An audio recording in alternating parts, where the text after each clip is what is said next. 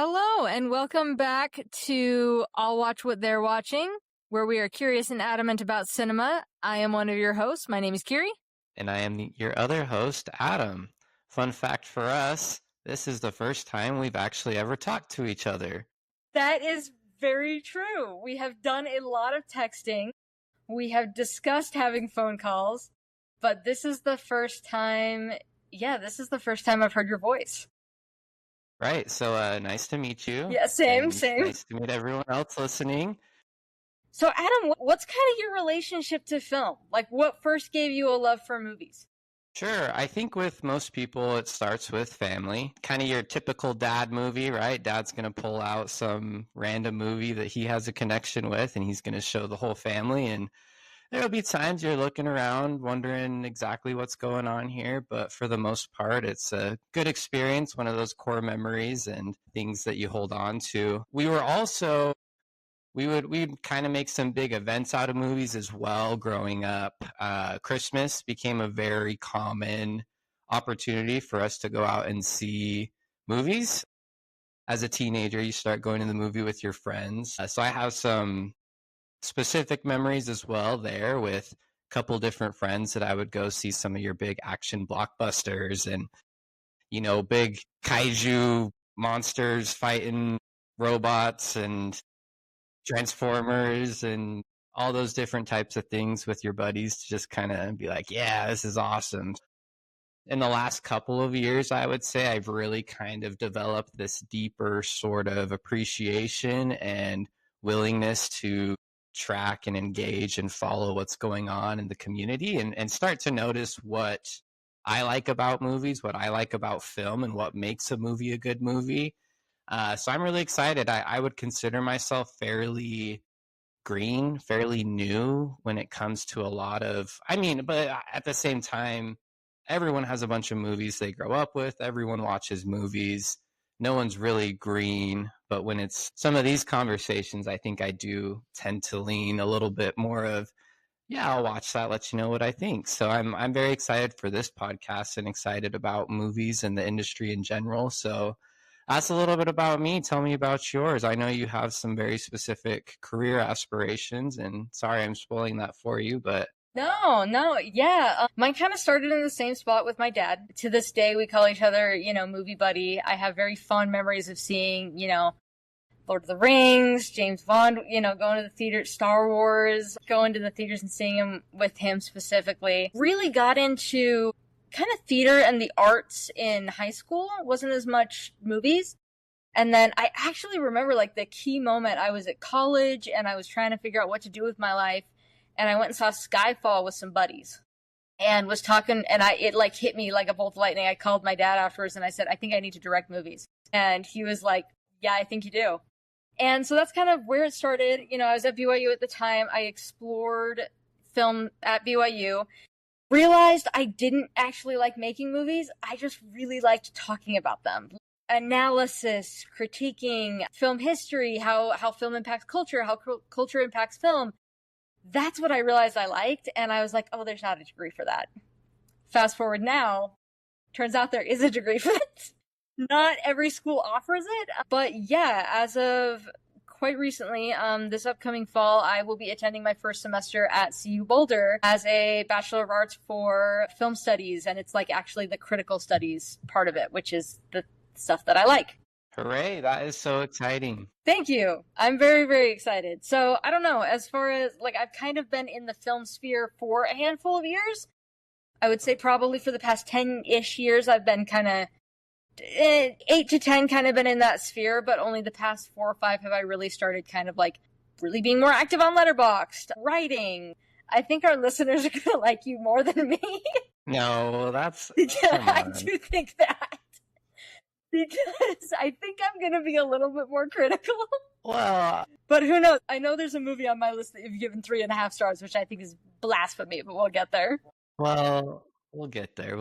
And, people come with different opinions, and you listen to different podcasts, and you tend to gravitate towards some people and know, I'm going to avoid that one that person maybe liked a little bit more. So I have no doubts that I have some takes that people are not going to like either. Absolutely no worries there.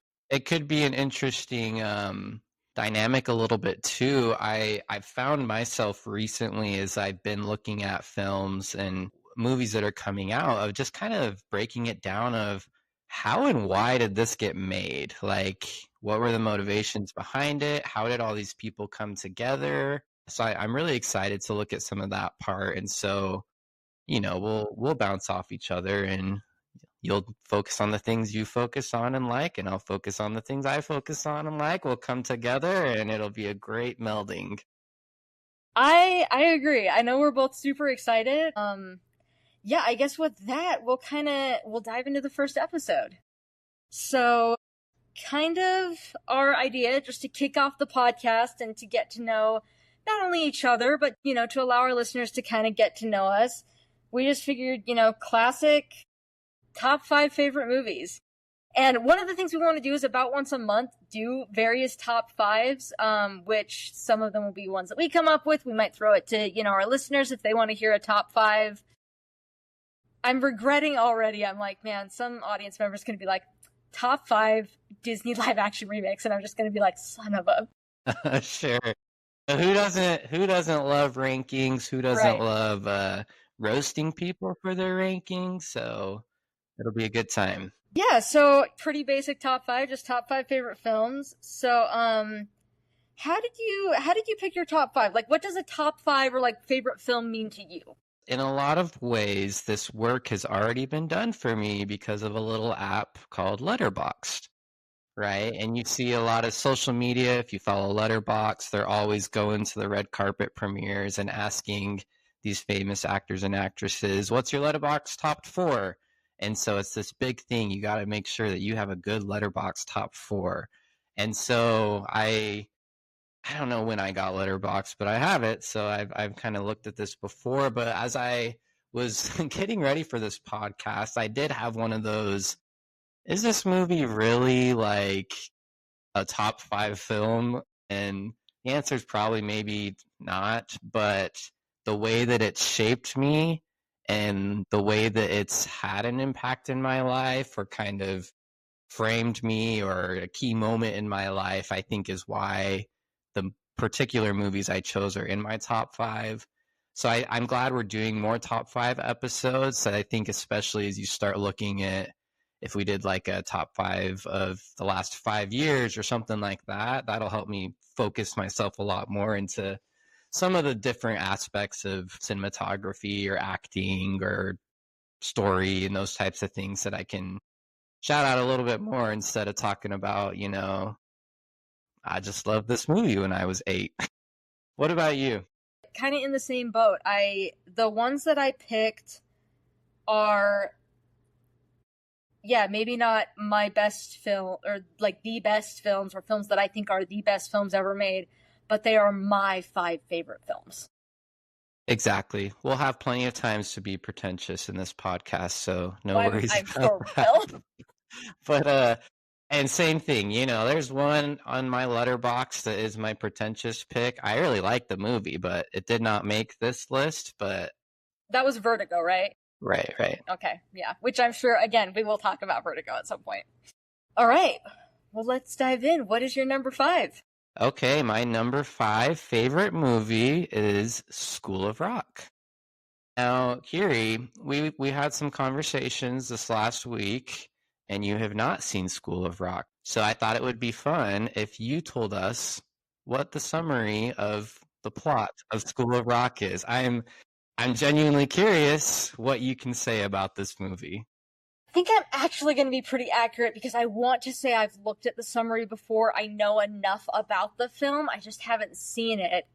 But I want to say Jack Black plays a teacher and he takes a bunch of like ragtag kids who are either they're not good at something. Maybe they're not good at school and he uses music to connect, or maybe they're not good at music and he helps them. I don't actually know that part, but I know they're bad at something. Ragtag group of kids, there's music involved, and he's the music teacher person. And I don't know, my guess is he brings the ragtag group of kids together and they become great somehow. Or it's just, they're not good, but it's inspiring somehow. That's my guess. I love it. I love it. There's some central themes you're picking up on, and a few you're missing a little on. So for others that may have not seen School of Rock, that's close to an accurate plot description. The only thing I would add is that Jack Black's character, Dewey Finn, is not a teacher. His roommate is a substitute teacher, and he Just, impersonates his roommate as the substitute teacher. Then the developing these internal motives of he's trying to win battle of the bands and finds out these kids can actually play music, and so takes them and does his thing. So that was fun. I'm glad we did that. That's thank you. you did great. You did really good, especially for never seeing this movie. So School of Rock released in October of 2003. So, I was 6 years old, lined up first day to see the movie. Just kidding. No, I was not. And I don't actually remember the first time that I saw this movie. It was just kind of always there. It was always in our house. It's just in the normal rotation of watching through that movie. So one of the things with, again, as I kind of talked earlier, I'm really interested in why movies are getting made and who's involved with the movies getting made. So for this particular movie, there's really three key characters that I think guided and just made the things happen. First is the director, Richard Linklater. Now, have you seen Hitman? I've not seen Hitman. I have seen quite a few Richard Linklater movies. Okay, yep. So other ones, Dazed and Confused, Bernie, Bad News Bears, Boyhood. So a couple movies that are popular, and Boyhood actually got him nominated for the best director Oscar that year. He is kind of funny, right? He's this very serious artistic director, been nominated, and he directed School of Rock. Yeah, I had no idea he directed School of Rock. No idea. And so the next person involved is Mike White, who is the screenwriter, wrote this. He also wrote Nacho Libre, the Emoji Movie, Pitch Perfect 3, and Despicable Me 4. So hit and miss, but the big thing is that he directed, wrote, and created White Lotus, the HBO series that Emmy nominated, and I think won a few for that. So big deal. And do you know much about Mike White? Not much, no. Okay, he's hilarious, and he plays the roommate in School of Rock, and so when he's going out doing all these other things post School of Rock, it's hard to not see him as just that character.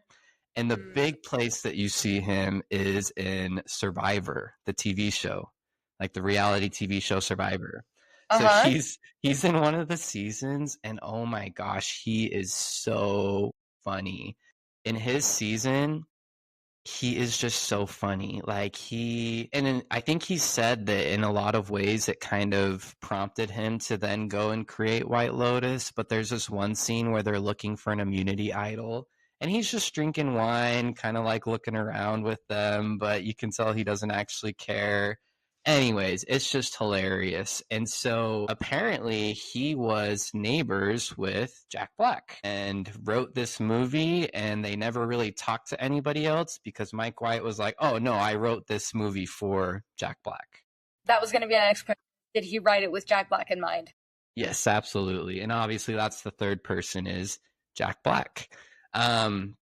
So there's a lot of great quotes and just interviews with Jack Black about this movie. You can really tell that it's something that he cares a lot about. It was sort of his breakout mainstream hit, I would say. And so with that, a lot of the interviews are like, hey, do you feel like you sold out? And he's like, no, in my mind, you just kind of have this test of, does this person still make me laugh? Does this person entertain me? Is this person still valuable as I watch them? And he's like, School of Rock is me. It is me being me and having that authenticity on the screen. And I think you can really see that. And that's something that is just really special with this movie.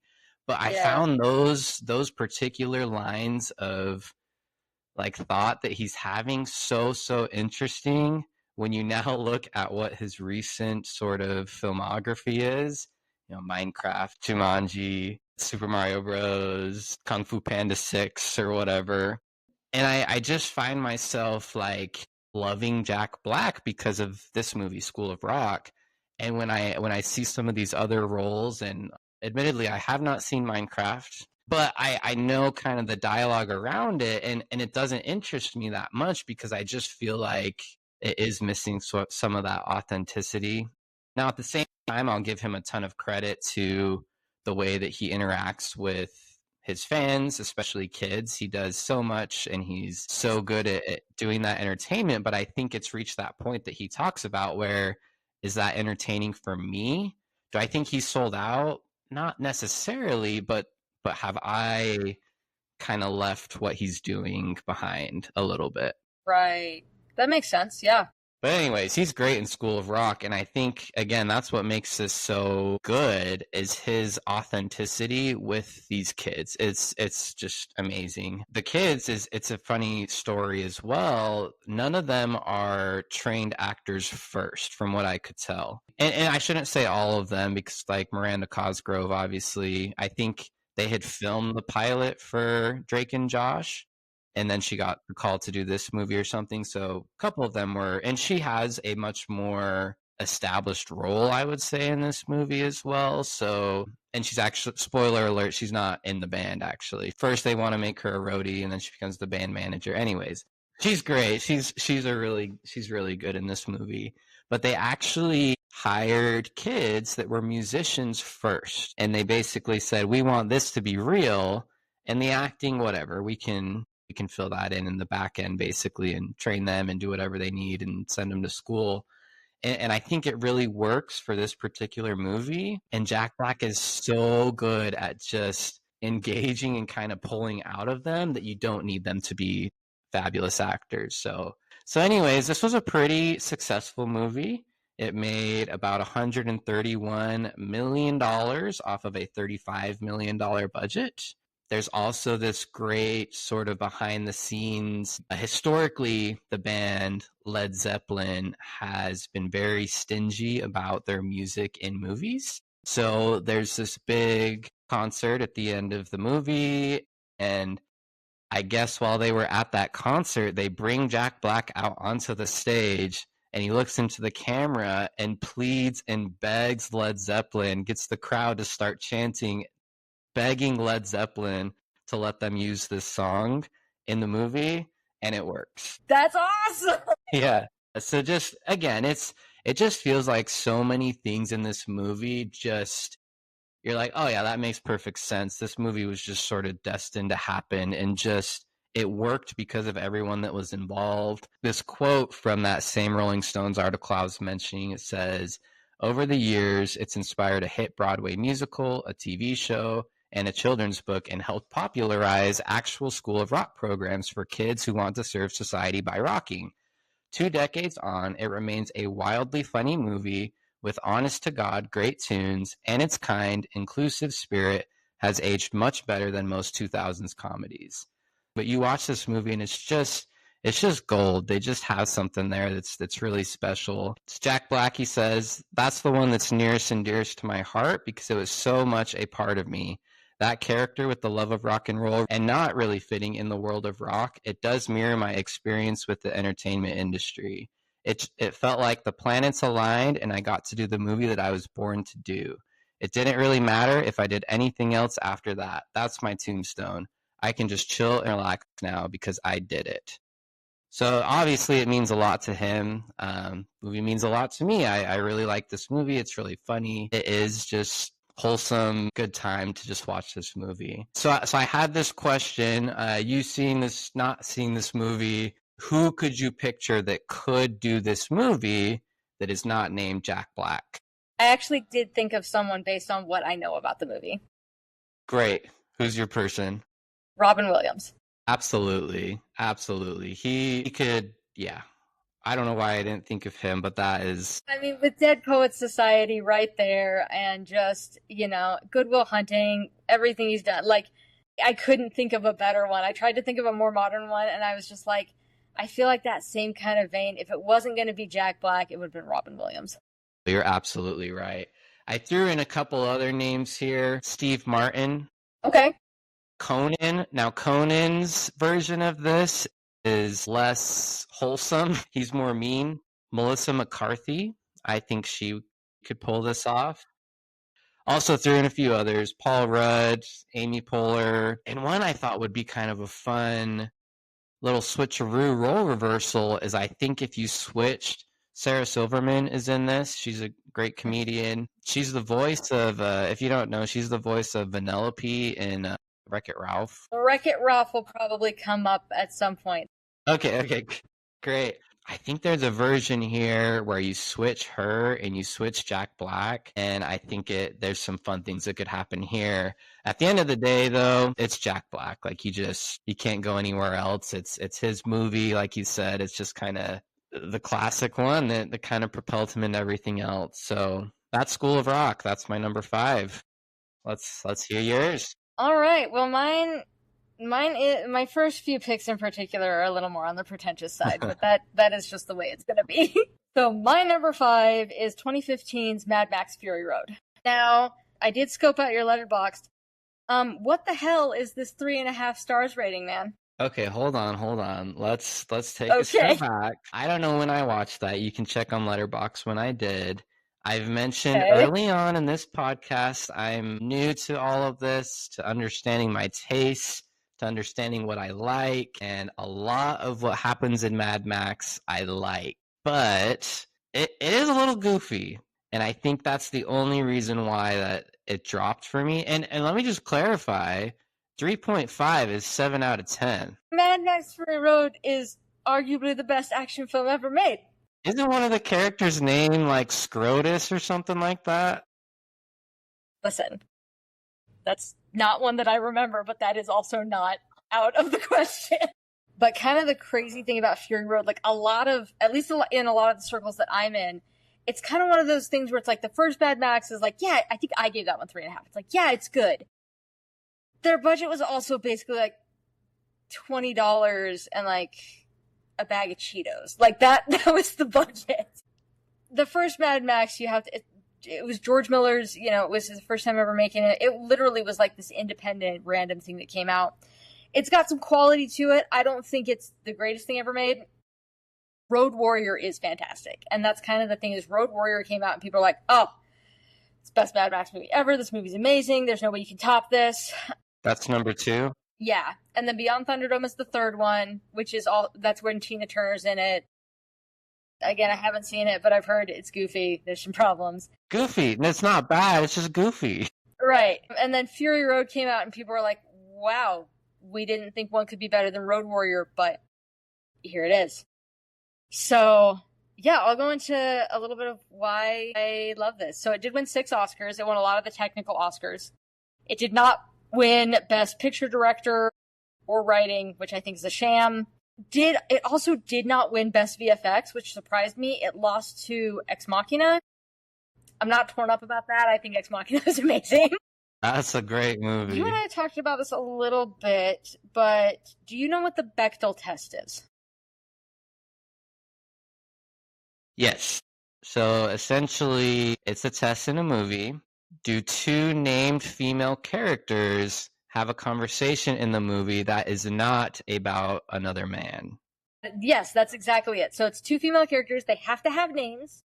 They have to have a conversation. And the conversation, exactly what you said, needs to be about anything else that's not a man. Mad Max Fury Road passes this with flying colors, which, again, when you look at the other Mad Max films, that's sort of crazy. And that's kind of the thing is George Miller, the director, one of his biggest critiques in 1, 2, and 3 was his portrayal of women. Okay. So he actually hired Eve Ensler, who wrote the Vagina Monologues. He hired her as a consultant, and she ended up actually doing like a whole program with all the actresses who played the wives and Furiosa into like delving into their characters, and some of the stuff ended up in the film, some of it didn't. But this movie passes it with flying colors, and it passes it in ways that I think are so profound. Mm-hmm. So, for example, like, I mean, for those of people can't see me because this is audio, but like, I have the short hair.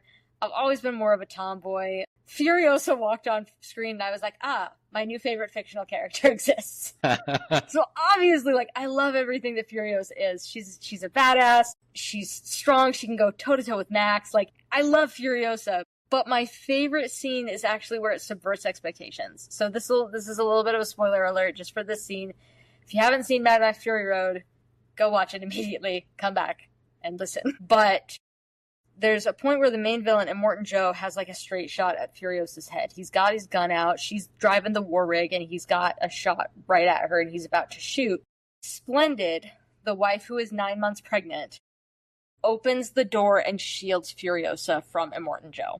What I love about that is in that moment, like up until that point, Splendid is sort of cast in this light of she is kind of the most vulnerable. She is about to have a baby, and literally any second. It could happen at any time. She's about to have this baby. She's vulnerable. She's obviously a wife that Immortan Joe is very enamored with. And Furiosa is, again, kind of portrayed as this very intense, strong, tough female character. And Splendid is your softer, and because of that, like, not even just the fact that she was the one who shielded Furiosa, but like because of that innate part of her, because she was pregnant with Immortan Joe's child, and because of how pregnant she was literally the only person who could have saved Furiosa in that moment. I think had anyone else gotten in the way, Immortan Joe would have been like, fine, whatever, you're done. But like Immortan Joe was like, that's my child in there. And Immortan Joe wants a perfect child, and he hasn't had one yet. And so that it was like, you could tell, like, he keeps saying, he's like, get out of the way. That's my child. That's my property. Sure. And I think there's something really beautiful about that. That Furiosa, while the protector for most of the film, in that moment, Furiosa could not protect herself. And the only person who could is the one who, like, visually, innately embodies an aspect of womanhood. Wow. That's beautiful. Thank you. I love that scene. I love this movie. It's fantastic. I could guarantee on my second time that I do watch this, I guarantee it'll be better than a 3.5. I will say, I get your points with it being goofy. The guy with the guitar, with the fire spitting out the end of the guitar, I'm just like, 10 out of 10, no notes. This is perfect. You're absolutely right. And I feel like anytime I've thought about this movie since watching it, I'm like, hell yeah, that movie is awesome. I love that movie. And Furiosa, same thing. I love Furiosa when that came out last year. Just no doubt. You never know when you're watching a movie for the first time and what state of mind you're in or where you're watching it, and just throw it. What even is a letterboxd rating, right? It's just a number to define this work of art and this beautiful thing. Right. And as you just so eloquently described, how can you put a number to that, right? That's just, but we do. So, and it's fun to talk about. And then the other reason I love it is just, I love, as much as I am here for the girl power movies, and my number 4 will get into that very deeply. I love that this one shows the magic that can happen when men and women work together. Because it's not just a story about Furious and the Wives, it's also a story about Max. And it's a story about Nux, Nicholas Holt's character. And victory does not come without those two characters, to be completely honest. I think that sometimes it's easy to lose that there is value in all of the genders. Like, there is value in these people with different perspectives and different backgrounds really working together and what can happen with that. And we're greater than the sum of our parts when we work together. And I think there's, I don't know, I love that idea, and you'll see that a little bit later in my list as well. I do kind of take note of not just minorities on screen, but like I do take a special interest in obviously women on screen and queer people on screen. So yeah, I take a special interest in gender on film on the screen, and I think this one does things in a really beautiful way. All right, well, what is your number 4? My number 4 is Remember the Titans. Mm-hmm. This is absolutely critical to my development, to my love of football and sports in general. I come from a very musical family. I come and that's great. And I also love music and am involved with that and have been involved all throughout my life. But I'm the youngest of six and we were a musical family. So nobody did any sports until I did football. And I did football because I love Remember the Titans. Really? That's the reason you decided to try your hand at football, was because of this movie? Absolutely, absolutely. I mean, I would run back and forth when I was a kid, pretending that I was running through, the forests of Gettysburg with a football in my hand, and I would pretend I was at training camp and pretend I was in the big game and all this stuff, all from Remember the Titans. All absolutely shaped everything about my love for football through my life and today. So I mean, this movie means everything to me. So you had given me a little sneak preview that this was going to be on the list, so I did watch it recently in preparation. Yeah, I hadn't seen it in years, so there was a lot I had forgotten. So I specifically watched it to be able to kind of talk about it today. Okay, and 5 out of 5 bumping one of your movies, so it's in your top 5 too? It is not better than Mad Max Fury Road, but it's a nice try. Okay, just making sure. I did like it a lot. I would say probably a 4 out of 5 for me. There was one moment I was like, why am I getting emotional? This is so ridiculous. So no, it still knows how to hit the fields for sure. Yes, absolutely. One thing I found about this movie that was absolutely wild was the premiere. I actually found the press release that was put out for this whole event, and I just want to read some of it for you just because again, it is crazy. Game clock ticking down for September 23rd, Remember the Titans world premiere at the Rose Bowl in Pasadena. So, for anyone that doesn't know, the Rose Bowl they call it the granddaddy of them all in college football, is kind of like the most prestigious, the biggest deal of a game. So the fact that they're premiering this movie at the Rose Bowl is crazy. They brought in a bunch of schools and their football teams and cheerleaders. They dressed in their football uniforms and cheerleader outfits. The film was shown on 4 giant screens, 65 foot by 100 foot. Each screen was custom made for that event. They had a flyover by the Air Force. The USC Trojan Marching Band did a performance. Yeah, it was just a huge event. I when I read this, I was like, oh my gosh, like, this is insane. I can't think of another movie that's even close to anything like this, honestly, ever. I'm sure there's other examples, but I was like, what in the world is going on here? Yeah. And so this movie just had a lot of sort of that weight behind it. I think being based on a true story, there's interviews you can watch with the real life coaches on set watching the practices. It's really funny. They're like, they are not hitting hard enough. Like, they need to be going. And the other coach is like, they're going at 3/4 speed. This is a movie. Like, relax. But I think it really does speak to, yes, it's a football movie. Yes, it's a sports movie. But there is this obvious huge underlying subplot or main plot of race relations at the time, and that's kind of the whole crux of the plot of this movie. I'll get a little bit more into that, but it was directed by Boaz Yakin, who he's directed a few movies. Mostly they look like your typical like B, C movies. A couple fun ones, Prince of Persia in 2010, which I haven't seen, but I can tell by your expression you likely have, or at least know that it's not good.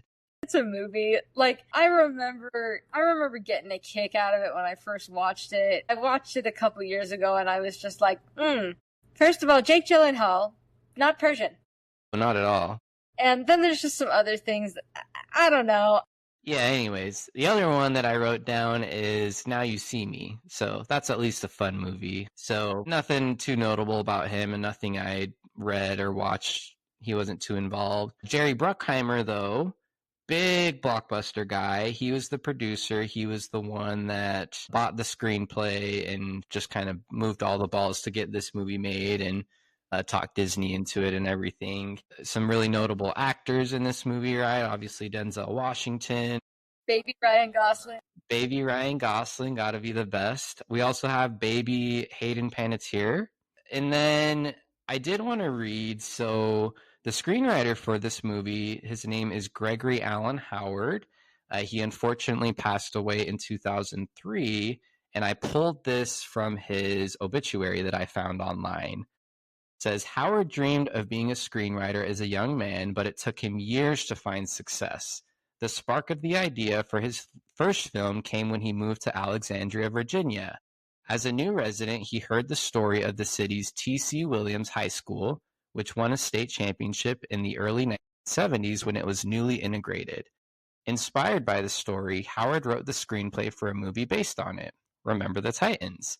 It was a box office success and became a classic of the feel-good sports movie genre. He went on to write other movies based on true stories of Black excellence. And with this movie, with Remember the Titans, he became the first African American to have his spec script make over $100 million. He talks a lot about the importance of respecting each other. You don't have to have the same beliefs as anybody else, but you have to be able to respect them. Obviously, with race, you're not really talking about beliefs. Like, race is just other people, and you should just be able to get along with other people. And I think that this movie does a really good job of introducing those types of conversations. It's not necessarily perfect in its relationship with race. You get some of the typical tropes of some white saviors and that type of thing. But I think for the most part, it actually does do a really good job of, you have to establish respect. You have to learn about other people to be able to understand them. And at the end of the day, they really are your family. That's his brother. And it's mind-boggling because I was talking to my girlfriend about it as we were watching it. I was like, it's mind-boggling that someone... It's when Yost and Herb, like his buddy, are talking. Mm-hmm. And Herb tells him to go to hell. Right. And it's like, man, like Yost stuck his neck out for this guy. And like they've been coaching together, it said like 17 years or something. I was like, and because Yost is like willing to work with Coach Boone, like his pal wants nothing to do with him. It's one of those things that I look at and I'm just like, man, how could you do that to someone? But like, if you open yourself up to these people who are different than you, if you open yourself up to conversations, if you give a little bit of effort, things can change there. Yes, perfectly said. Thanks for sharing all that. And I think what you said is exactly right too, of like that can be some of the issues that come for people when they watch this movie, is the like, oh, well, that was, back then, and good thing we're out now, but they happen today. They happen in real life. And it's just, life is so hard. There's no reason for us to just not be on each other's side, to not be willing to listen and to help people just to get along and do what they need to do. This movie's great. This movie's so good. I love it. Beyond that, beyond the conversations that kind of stem from it, I mean, the music in this, the needle drops, oh my gosh, it doesn't get better than that. It's very quotable. There's lots of things. When I did my rewatch about a week ago, I was like, man, I know a lot of this. And a lot of these things get kind of picked up and people just use them in daily conversations even. I actually think it's really well shot, especially having your football games happen at night. I was like, this is shot really well. How are they doing this? I don't know enough. I tried researching it, but I couldn't find enough to figure out how they did it so well. But yeah, this looks fantastic. The other thing, so obviously this movie is based on a true story, so not everything is going to be accurate. The one biggest thing I think that is somewhat of a big deal was that they weren't the only school that was integrated. I thought the same thing, because I also did a little research. And I don't know if that was the screenwriter's point, if that was Disney stepping in saying, you should make that. I don't know who made that decision. I don't know that you needed to. I think it works fine without that. And it does kind of put this lack of realism that I don't know that I would do that. But for you, with and I'm be honest, I'm tired of the musical biopic that seems to be every year there's at least one that has to be nominated for an Oscar. What's Timothy Chalamet's from last year, Bob Dylan. There's the new one. Yeah. It's going to be Bruce Springsteen and Jeremy Allen White this year. It's always happening. But the question I had for you, when does a movie cross the line for you in regards to it working when it is a true story? Well, how much liberty can they take before it starts becoming an issue for you? I don't always have a huge problem with some of the, historical inaccuracies because I'm like, this is a film. They're going to sensationalize it a little bit, dramatize it up for the audience. I think when you start misrepresenting characters, for example, Bohemian Rhapsody, man, they did Freddie Mercury dirty in that movie. You could tell it was written by the other members of Queen who were mad at things that Freddie Mercury was doing. I have not seen it. Yeah, I think when you start misrepresenting people who actually lived, that's when I tend to have a little bit harder of a time with it. And I think, like you said, to me, that's kind of a key focus of the movie is like, look, we're one of the only schools that's integrating. This is what we're going to do. And I'm like, that's a big key point of the movie that they try to push. And that wasn't true. And I think that's kind of one of those things, too, is when it's at the crux of one of the big themes of the movie, and that's not accurate, I think that's when I kind of tend to be like, okay. Right. Obviously it doesn't ruin it for me, but it does make me ask that question a little bit of like, what are they doing there? So to close this one out, I wrote down this quote from the real life Coach Boone. What did I do that deserves the greatest actor in the world to play my name, to play my life? And I think it's just a testament to, this is a real thing that happened. Obviously not exactly the way it shows, but in a lot of ways it was fairly accurate. They still had to come together. They still had to learn how to respect each other, and they ultimately did. And I think that's commendable at the end of the day. To close this one out, do you have a favorite sports movie? Yeah, so, because I know you asked me to think about this, I've seen a handful of them. I don't know if I do, to be completely honest. I, in my personal life, have done boxing. So I do have a soft. I honestly, I really enjoyed both of the Creed films, but I mean, I also like Moneyball quite a bit. Awesome. If we're allowing TV shows into the conversation, I would say Ted Lasso. Okay, yeah, now we're talking. Ted Lasso is incredible. Great. So what's your number 4? Yeah, so my number 4, again, we're delving into super pretentious territory again. This is a French film from 2019. Wonderful. Portrait of a Lady on Fire. And we did talk a little bit. You have not seen this one, correct? I have not. It's been on my watch list for at least a couple months. I don't know a thing about it, though. Not a thing. It is so good. At its core, it's a lesbian love story. This is another one that, so it passes the Bechdel test. It does not pass the reverse Bechdel test. Oh. I don't think there is even a named male character in the movie. Well, balance it out. Let's get some more of these. Yeah, it centers around 3 women. Something that surprises people, I think, when I tell them about this is I think it's more about even the female experience than the lesbian experience. And this might actually be fun for a future episode. I had a friend one time who actually asked me, he was like, if you had to pick 5 movies that you think like summed up what it's like to be a woman, like what the female experience is, which ones would you pick? And I asked him the same question about the male experience. This definitely makes, this makes my list. It's, it's a period piece. So this painter shows up, at this island basically and meets the other main character's mother. And the mother is basically like, I need you to paint my daughter. She refuses to pose for a portrait. She is to be wed to this Italian man.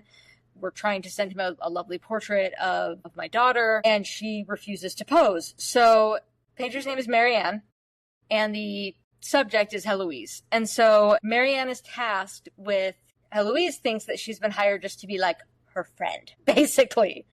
Like just a companion. And so her job is to like kind of memorize Heloise's features and paint them by memory without Heloise knowing that it's happening.